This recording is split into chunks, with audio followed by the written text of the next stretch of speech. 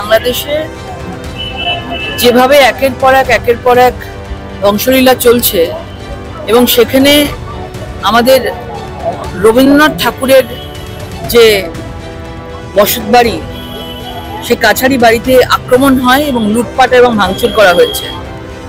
এবং আজকে পশ্চিমবাংলায় বসে, ভারতবর্ষের মধ্যে একটা দেশে বসে রবীন্দ্রনাথ ঠাকুরের ওপরে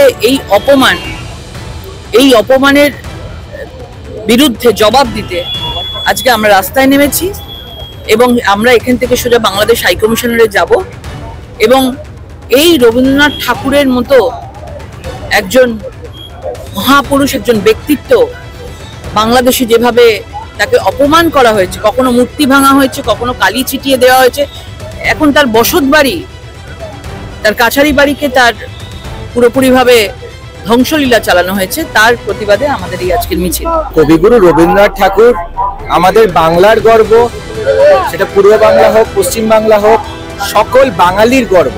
কিন্তু যারা বাংলাকে সম্মান করতে জানে না, যারা সো কল্ড বাঙালি অথচ বাংলা এবং বাঙালির গর্বকে সম্মান দিতে জানে না, তারাই পুরো বাংলাদেশটাকে সেখানে হিন্দুদের ওপর আক্রমণ করছে।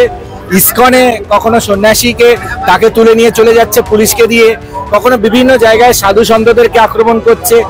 এই যারা বাংলা ভাষা এবং বাংলাতে যাদের মাতৃভাষা বাংলা, তাদের ওপর বারবার আক্রমণ হচ্ছে, বাংলাদেশে হচ্ছে এবং আমাদের পশ্চিমবঙ্গেও আমরা লক্ষ্য করে দেখেছি যে কখনো মুর্শিদাবাদ, কখনো মহেশতলায়, সেখানেও কিন্তু বারবার করে এই বাঙালির আত্মার ওপর কিন্তু একটা আক্রমণ আনার একটা অপচেষ্টা চলছে।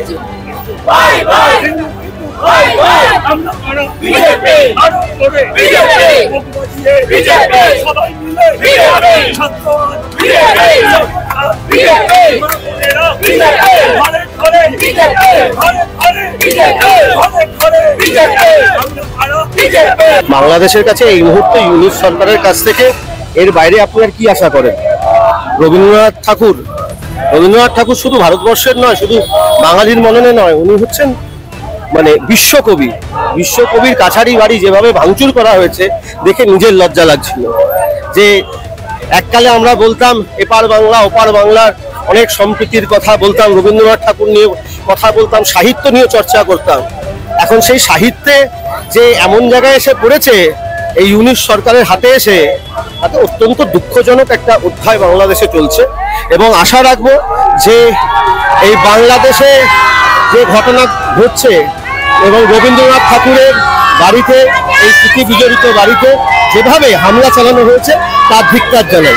এপার বাংলার মানুষজন দেখে বুঝুক, বাংলাদেশের বিষয় নিয়ে আমরা প্রতিবাদ করতে পারি, কিন্তু সেখানে আমাদের সরকারি ইন্টারভেনশন তো হতে পারে না। এখানকার মানুষজন দেখে বুঝুক যে বাংলাদেশের যা পরিস্থিতি, দুদিন পর আমাদের এখানে তাই হবে। এখনো যদি হিন্দুরা সংগঠিত বা ঐক্যবদ্ধ না হয়, আমাদের এই পরিস্থিতি হবে। এখনো আমরা 70% ওরা 30%, যেই মুহূর্তে সংখ্যাটা ওদের 40% বা 50% ক্রস করে যাবে, তখন আমাদেরকে এখানে তল্পিতল্পা নিয়ে ফালাতে হবে।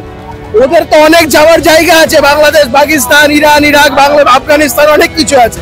হিন্দুদের যাওয়ার জায়গা নেই, বঙ্গোপসাগরে লাফ মারা ছাড়া কোনো উপায় থাকবে না। এত কিছু দেখার পর হিন্দুরা যদি জাগ্রত না হয়, কি আর করা যাবে? নিজেদের বসে বসে মরতে হবে।